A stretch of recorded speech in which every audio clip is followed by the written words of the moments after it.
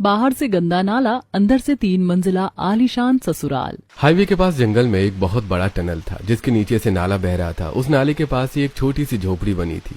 दोपहर का समय था। पूरा परिवार फटे पुराने और मैले कपड़ों में दुखी बैठा हुआ था। हे भगवान, मैं तो इस बदबू से परेशान हो रही हूँ और ऊपर से हमेशा इन कीड़े मकोड़ों और जानवरों का डर लगा रहता है। मेरा तो दम घुटता है। मुझे तो बहुत ज्यादा घुटन हो रही है अब यहाँ रहने में। अब हम कर भी क्या सकते हैं बहू, यहाँ रहना हमारी मजबूरी है और शायद हमारी किस्मत में भी यही लिखा था। मजबूरी के नाम पर जीना छोड़ दे क्या पापा? हमारे पास तो ढंग के पहनने के लिए कपड़े भी नहीं है, ना ही हमारी इस झोपड़ी में ढंग का कोई सामान है। मैं तो सच में परेशान हो गई हूँ अब ये सब झेलते झेलते। हाईवे के ठीक बगल में परिवार ने एक छोटी सी पंचर और चाय की दुकान खोल रखी थी। विक्रम और राहुल वहीं खड़े होकर गाड़ियों के पंक्चर ठीक कर रहे थे। पिंकी एक गाड़ी को पानी से धो रही थी और कौशल्या और कविता चाय बना रही थी। अरे भाई जरा दूर ही खड़े हो ना, देखो ये लोग ना एकदम पक्के नालेवासी हैं। वो जो सामने टनल के पास गंदा नाला बह रहा है ना, उसी के पास इनकी झोपड़ी है। अरे वही तो मैं सोचूं कि इतनी भयंकर बदबू कहां से आ रही है, पता नहीं ये लोग वहां कैसे रह लेते हैं। कविता 2 गर्मा गर्म चाय लेकर उन आदमियों के पास जाती है। बाबूजी, आप लोग चाय पियेंगे क्या? एकदम कड़क चाय बनाई है। अरे नहीं नहीं नहीं नहीं नहीं, दूर रख अपनी चाय, हम चाय वगैरह नहीं पियेंगे तेरी इस टपरी की। अरे हाँ, जो पता नहीं कैसे चाय बनाते होगे तुम लोग, दिन रात नाले के पास रहते हो, वही नाले का पानी पिलाती होगी चाय में। नहीं, हमें नहीं पीना, हम जाओ यहाँ से। कविता दुखी होकर वहां से चली जाती है। वहीं पास में पिंकी एक महंगी कार को कपड़े से साफ कर रही थी। लड़के, अच्छे से साफ करना, बता रहा हूँ। और हाँ, मेरी गाड़ी पर एक भी स्क्रैच नहीं आनी चाहिए, नहीं तो मैं तुम्हें छोड़ूंगा नहीं। जी बाबूजी, आराम से ही कर रही हूँ। वैसे तुम लोग उसी सड़े हुए नाले के पास रहते हो ना? अरे यार, तुम्हें रात में नींद आ जाती है क्या उस बदबू में, या बदबू सूंघने की आदत पड़ गई है तुम्हें? पिंकी ये सब सुनकर बहुत दुखी होती है, लेकिन वो कुछ बोलती नहीं है। उधर विक्रम और राहुल एक कार का टायर ठीक कर रहे थे। बाबूजी, पंचर बन गया है, पैसे दे दीजिए। हाथ पीछे रख अपना। कार मालिक महेश विक्रम को हाथ में पैसे नहीं देता, बल्कि वो पैसों को जमीन पर फेंक देता है। ये क्या कर रहे हैं बाबूजी? पैसे नीचे क्यों फेंक दिए? अरे उठा लो जमीन से, क्योंकि तुम लोग गंदे हो, दिन रात नाले के पास रहते हो। अगर मेरा हाथ तुम लोगों से टच हो गया ना, तो मैं भी गंदा हो जाऊंगा। इसलिए ऐसे ही पैसे लो और खुश रहो। यह बोलकर महेश अपनी कार लेकर वहां से चला जाता है। विक्रम और राहुल बहुत दुखी होते हैं और उन पैसों को एक एक कर उठाते हैं। शाम का समय हो जाता है। एक बड़ी सी चमचमाती गाड़ी दुकान के सामने आकर रुकती है। उसमें से एक आदमी हाथ में एक बड़ा सा पैकेट लेकर निकलता है। अरे सुनो, आप लोग गरीब है ना, इधर आओ सब, मैं आप लोगों के लिए खाना लाया हूँ। पूरा परिवार खुश होकर वहां आ जाता है। वो आदमी उन्हें जमीन पर बिठाता है और पैकेट खोलकर उनके सामने रख देता है। लो, आप लोग खाइए आराम से। जैसे ही राहुल और विक्रम खाना खाते हैं तो वो उसे थूकने लगते हैं। बाबूजी, इस खाने में से तो भयंकर बदबू आ रही है, ये तो खराब हो गया है। अरे तो क्या हुआ, यही तो है तुम लोगों का खाना। 2 दिन पुराना एक शादी का बचा हुआ था, मैंने सोचा कि डस्टबिन में फेंकने से अच्छा है तुम लोगों को दे आऊं। यह बोलकर वो अमीर आदमी वहां से चला जाता है। रात हो जाती है। पूरा परिवार अपनी झोपड़ी में वापस आ गया था। हे भगवान, ये कैसी परीक्षा ले रहा है तू हमारी? हम गरीब है तो क्या हमारी कोई इज्जत नहीं इस दुनिया में? अरे आजकल की दुनिया ही ऐसी है कौशल्या, हम गरीब हैं तो कोई हमारी इज्जत नहीं करता, लेकिन हम कर भी क्या सकते हैं, यहाँ नाले के पास रहना हमारी मजबूरी है। अरे दुनिया वालों के सीने में दिल नहीं, पत्थर है पत्थर। कोई हमारी मजबूरी नहीं समझता, बस आते जाते सब हमारा मजाक बनाते हैं। कुछ समय बीत जाता है। अगले दिन पूरा परिवार दुकान पर आ चुका था। सभी अपने अपने काम में लगे हुए थे। तभी वहां एक गाड़ी आकर रुकती है। बताइए बाबूजी, क्या करना है? हवा चेक करनी है क्या? हाथ पीछे हटा, तुमने मेरी कार को कैसे छुआ? अरे बाबूजी, हम तो बस पूछ रहे थे। आइंदा से अगर तुम लोगों ने मेरी कार को छुआ ना, तो मैं छोड़ूंगा नहीं। वैसे भी तुम जैसे गंदे लोग गाड़ी को हाथ लगाएंगे तो इसकी कीमत कम हो जाएगी। तुम लोग उसे सड़े हुए नालों के पास रहते हो ना, गंदे हो तुम, गंदे। यह बोलकर वो आदमी अपनी कार लेकर चला जाता है। कुछ देर बाद वहां एक बड़ी वैन आकर रुकती है। सुनो, थोड़ा सा पीछे वाली टायर की हवा चेक करो जल्दी। विक्रम और राहुल हवा चेक करने लगते हैं। राहुल वैन के पीछे जाता है और उसे अंदर से किसी लड़की के रोने की आवाज आती है। ये आवाज कैसी है? लगता है कोई रो रहा है इस वैन के अंदर। राहुल वैन के अंदर झांककर देखता है। अंदर एक लड़की बंधी हुई पड़ी थी और उसके मुंह पर कपड़ा बंधा हुआ था। लगता है ये आदमी इस लड़की को किडनैप करके ले जा रहा है। तभी वैन का मालिक राहुल को अंदर झांकते देख लेता है। वो घबराकर तुरंत वैन को वहां से ले जाता है। भैया, पापा, उस वैन में एक लड़की है, शायद ये लोग किडनैपर हैं और उसे किडनैप करके ले जा रहे हैं, हमें उनकी मदद करनी चाहिए। गिरधारी, विक्रम, कविता और पिंकी सब वैन के पीछे तेजी से भागते हैं, लेकिन तभी अचानक वैन अपने आप रुक जाती है। पूरा परिवार जल्दी से वैन के पास पहुंचता है। ये वैन अपने आप कैसे रुक गई? राहुल, मैंने तेरी बातें सुन ली थी और मैंने भी उस लड़की की रोने की आवाज सुनी थी, इसलिए मैंने पहले ही टायर की हवा निकाल दी थी। अब देखते हैं ये कैसे भागेंगे। अरे पापी इंसान, किसी की बच्ची को उठाता है, इसे तो हम पुलिस के हवाले करवाएंगे।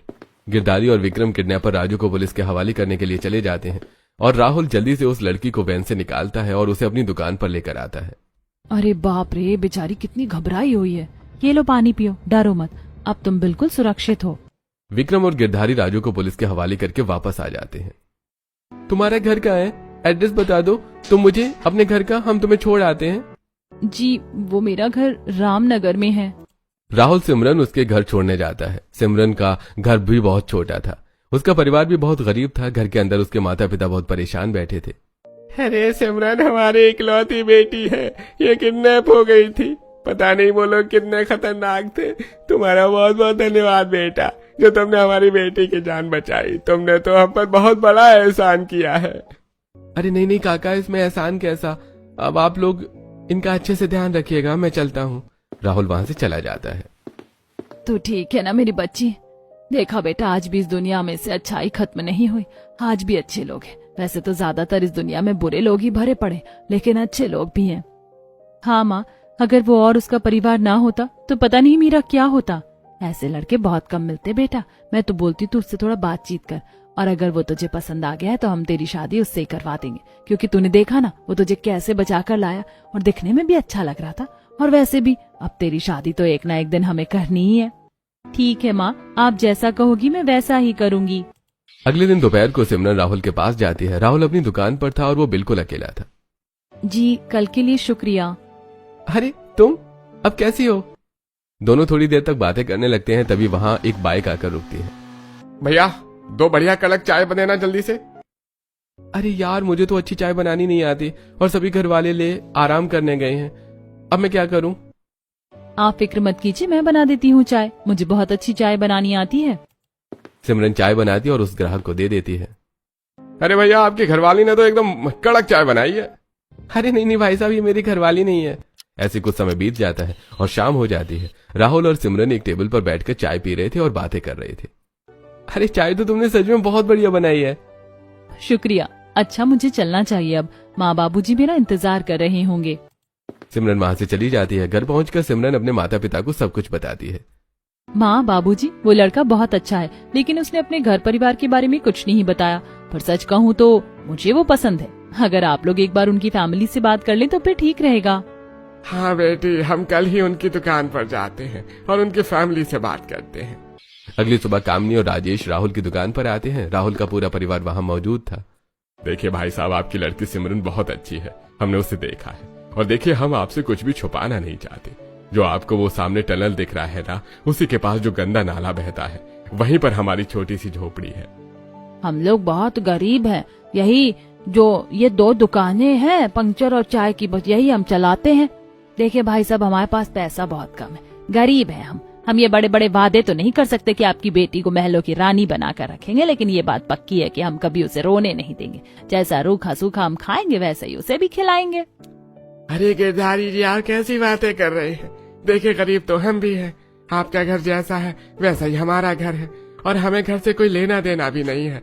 हमें तो बस एक अच्छा लड़का चाहिए, और हमें लड़का पसंद है, इसलिए हमारी तरफ से तो ये रिश्ता पक्का समझिए। कुछ दिनों बाद राहुल और सिमरन की शादी हो जाती है। सिमरन झोपड़ी के बाहर खड़ी थी। आ जा बहू, देखो बेटा, यही हमारी झोपड़ी, हम इसी में रहते हैं। घर में कोई सामान नहीं है, हम सब जमीन पर ही सोते हैं, और चाय पंक्चर का छोटा सा काम है हमारा। और हाँ, इस बदबू की तो आदत डाल लेना, ये हमारा परमानेंट रूम फ्रेशनर है। अब तुम इस घर की बहू हो तो तुमको ही सब कुछ देखना है।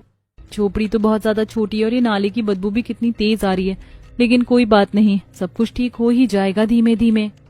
कुछ समय बीत जाता है। रात के 2 बज रहे थे। झोपड़ी में सब जमीन पर सो रहे थे। सिमरन भी जमीन पर सो रही थी, लेकिन मच्छर और बदबू के कारण उसे नींद नहीं आ रही थी। मुझे तो यहाँ एक पल की भी नींद नहीं आ रही है। तभी बाहर से किसी जंगली जानवर के जोर से चिल्लाने की आवाज आती है। हे भगवान, ये कैसी आवाज थी? लगता है कोई जंगली जानवर था। हे भगवान, मच्छर, नाले की बदबू और जंगली जानवर, सारी मुसीबतें मेरे ऊपर ही क्यों आ रही हैं? नहीं सिमरन, बाबूजी ने समझाया था ना कि जैसा भी है सब एडजस्ट करना पड़ेगा। और वैसे भी ये लोग दिन रात काम तो करते ही हैं, एक न एक दिन ये लोग पक्का घर तो बनवा ही लेंगे।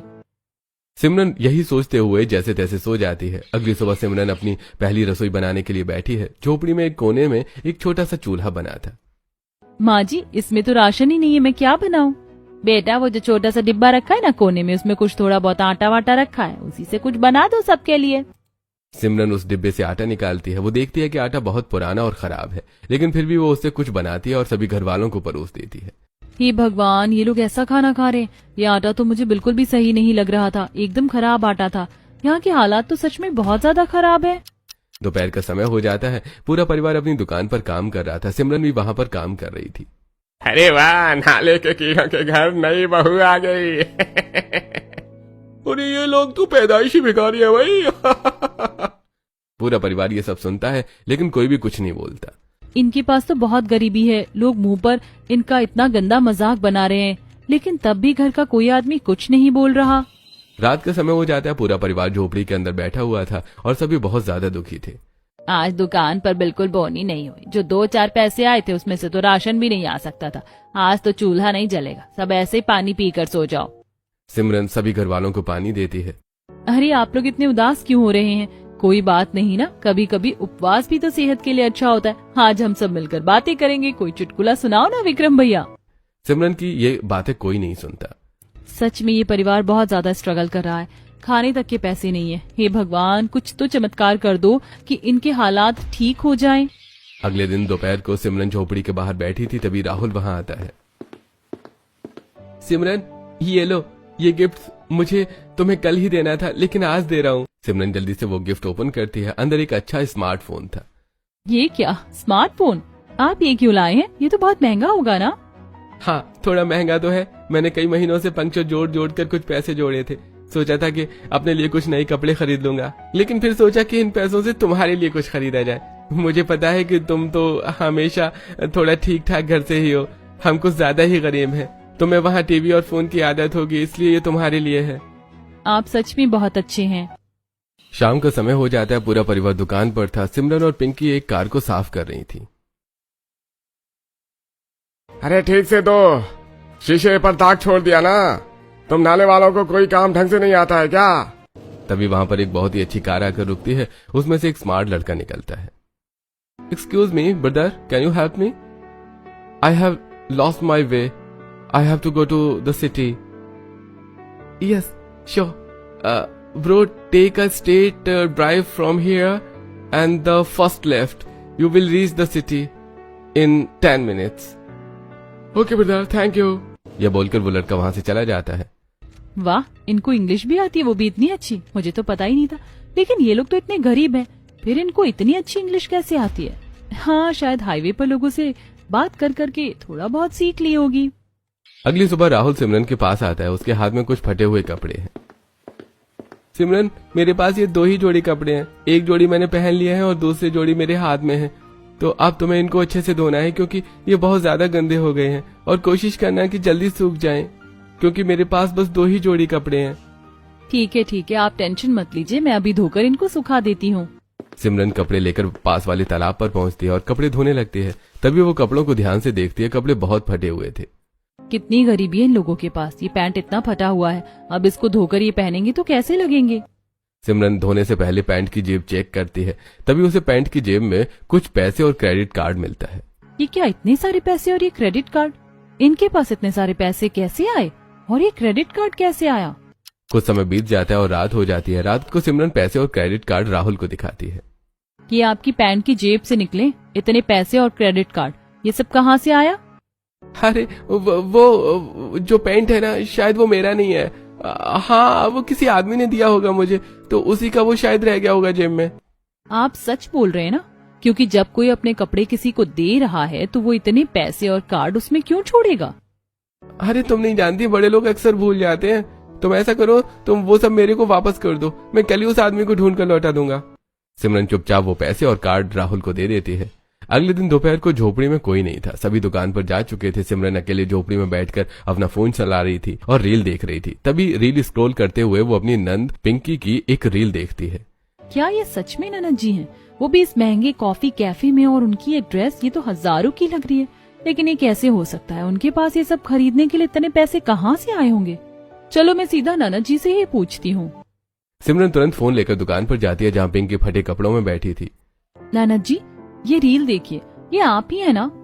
अरे भाभी, आपको ना कोई बहुत बड़ी गलतफहमी हुई होगी। और वैसे भी आपने सुना तो होगा ही कि दुनिया में एक जैसे 7 लोग होते हैं, तो कोई मेरी जैसी दिखने वाली अमीर लड़की होगी। आपको बस ऐसा लगा होगा कि वो मैं हूँ। पिंकी ये कहकर वहाँ से चली जाती है। सिमरन वापस झोपड़ी में आती है और उस अकाउंट को फिर से खोलती है। अरे इसने तो मुझे ब्लॉक कर दिया, लेकिन क्यों? हे भगवान, मुझे तो कुछ समझ नहीं आ रहा। अगली सुबह सभी लोग बहुत जल्दी जल्दी दुकान पर जाने के लिए तैयार हो रहे थे। चलिए पापा जी जल्दी उठिए, हम लेट हो रहे हैं मीटिंग के लिए, वरना आज बहुत बड़ी डील कैंसिल हो जाएगी। मीटिंग? कैसी मीटिंग? और आप किस मीटिंग में जा रहे हैं जेठ जी? अरे नहीं, मीटिंग नहीं, मैंने काम की बोला था। हमको दुकान खोलने में लेट हो रहा है, वरना जो रोज वाले ग्राहक हैं उनकी चाय कैंसिल हो जाएगी। शायद तुमने कुछ गलत सुना होगा। विक्रम जल्दी से गिरधारी को लेकर वहाँ से चला जाता है। मैंने बिल्कुल सही सुना था, जेठ जी ने मीटिंग ही बोला था। कुछ तो बहुत बड़ा घपला है। ये घर वाले मुझसे कुछ तो बहुत बड़ा राज छुपा रहे हैं। अगले दिन की बात है, पूरा परिवार दुकान पर आ चुका था। सिमरन अकेली ही झोपड़ी में थी। सिमरन नाली की बदबू से परेशान होकर झोपड़ी की साफ सफाई कर रही थी, तभी उसे कुछ पेपर्स मिलते हैं। अरे ये कैसे कागज हैं? ये तो किसी डील के पेपर लग रहे हैं, पर ये सब तो इंग्लिश में लिखा है। मुझे तो ठीक से पढ़ना भी नहीं आता। कुछ तो गड़बड़ चल रही है इस घर में। ये लोग जितने गरीब दिखते हैं उतने हैं नहीं। रात हो जाती है। सिमरन सो रही थी, लेकिन अचानक वो उठती है और देखती है कि झोपड़ी में कोई भी नहीं है। रात के 2:30 बज रहे हैं और सभी घर वाले कहाँ गए? जब मैं सोई थी तब तक तो सभी एक साथ सोए थे, लेकिन अब कहाँ गए? सिमरन उठकर झोपड़ी के बाहर आती है और चारों तरफ देखती है, लेकिन वहाँ उसे कोई नहीं दिखता। माँ जी, राहुल, कहाँ हो आप सब? तभी सिमरन को जंगली जानवरों की आवाज आती है। सिमरन बहुत डर जाती है। हे भगवान, ये आवाज तो किसी जंगली जानवर की लग रही है। सिमरन जल्दी से झोपड़ी के अंदर जाती है और सो जाती है। सुबह जब वो उठती है तो देखती है कि सभी घर वाले अपनी अपनी जगह पर सो रहे हैं। उठिए सब, आप लोग रात में कहाँ गए थे? आप सब लोग गायब हो गए थे।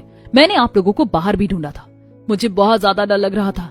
अरे नहीं, क्या बकवास कर रही है तू? तूने पक्का कोई बुरा सपना देखा होगा और तू सपने में उठी होगी। हम तो कहीं नहीं गए थे, हम तो यहीं अपनी जगह पर सो रहे थे। हाँ बहू, इस नाले की बदबू से तेरा दिमाग फिर गया है। हम रात में उठकर क्या नाले में डुबकी लगाएंगे? मैंने सपना देखा होगा।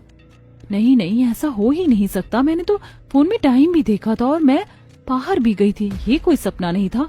घर वाले कुछ तो छुपा रहे हैं मुझसे, लेकिन ये लोग जो छुपा रहे हैं, मुझे उस बारे में जल्द से जल्द पता करना होगा। कुछ समय बीत जाता है और दोपहर हो जाती है। दोपहर को कविता लड़खड़ाते हुए झोपड़ी में आती है। हाय, मेरे पाँव में ना बहुत जोर की चोट लग गई है, जान निकल रही है मेरी। ओ माय गॉड, ये क्या हो गया जेठानी जी? आप पैर सीधे कीजिए, मैं कुछ बांध देती हूँ, शायद दर्द कम हो जाए। सिमरन एक कपड़ा लेकर जेठानी के पैर पर बांधने लगती है, तभी उसकी नजर कविता के पैरों पर पड़ती है। जेठानी जी को देखकर ऐसा लग रहा है कि इन्होंने अभी अभी पेडिक्योर और फेशियल करवाया है। इनकी आईब्रोज भी एकदम बनवाई हुई लग रही है। ये लोग इतने गरीब हैं, फिर ये सब इन्होंने कैसे करवाया होगा? दीदी, आपके पैर तो बहुत सॉफ्ट है, आपने पेडिक्योर या फेशियल करवाया है क्या? पागल हो गई हो क्या? नाले के पास रहते हैं हम लोग, वो शहर वाले महंगे शौक थोड़ी है हमारे। तो वो भी कुछ भी बोलती है। कविता ये बोलकर लड़खड़ाते हुए वहाँ से चली जाती है। ऐसे कुछ समय बीत जाता है और रात हो जाती है। रात को सिमरन शांति देवी का सिर दबा रही थी। थोड़ा और जोर से सिर दबा दे बहू, बड़ा दर्द हो रहा है सिर में। इतनी नेचुरल काले बाल बूढ़ी लोगों के तो नहीं हो सकते, क्योंकि दादी की तो काफी उम्र हो गई है, लेकिन तब भी दादी के बाल एकदम काले हैं। इसका मतलब दादी ने डाई की होगी, वो भी एकदम महंगी वाली। क्यों दादी, आपने क्या अपने बालों में डाई की है? अरे नहीं, पागल हो गई है क्या? वो तो ऐसे ही है, कुछ लोगों के बुढ़ापे में बाल काले हो ही जाते हैं, पर मेरे भी सफेद बाल थे, फिर वो सारे सफेद बाल झड़ गए और फिर से नए काले बाल हो गए। वो तो ऐसे ही हो जाता है, तो इस पर क्यों ध्यान दे रही है? तू सिर दबाना मेरा। सफेद बाल झड़कर काली बाल आ गए, ऐसा थोड़ी होता है। दादी ने पक्का बालों में डाई की है, वो भी महंगी वाली। लेकिन फिर ये लोग मुझसे ये सब क्यों छुपा रहे हैं? वो इंस्टाग्राम आईडी, वो क्रेडिट कार्ड, जेठ जी की वो मीटिंग वाली बात, वो फ्लुएंट इंग्लिश, जेठानी जी का पेडिक्योर, ये सब देखकर मुझे तो समझ में आ गया है कि कुछ तो बहुत बड़ी गड़बड़ है। ये घर वाले कुछ तो छुपा रहे हैं मुझसे। अगले दिन की बात है। दोपहर का समय था। सिमरन कपड़े धोकर झोपड़ी में लौटी है। वो दूर से देखती है कि सभी घर वाले जोर जोर से हंस रहे हैं और बातें कर रहे हैं, लेकिन जैसे ही वो झोपड़ी में पहुंचती है तो सब शांत हो जाते हैं। मैंने दूर से इन लोगों को देखा था। ये लोग खूब हंस रहे थे और बातें कर रहे थे, लेकिन जैसे ही मैं आई ये लोग चुप हो गए और रोने जैसी शक्ल बना ली। मतलब कुछ तो गड़बड़ है। ये लोग पक्का मुझसे कुछ तो बहुत बड़ा छुपा रहे हैं।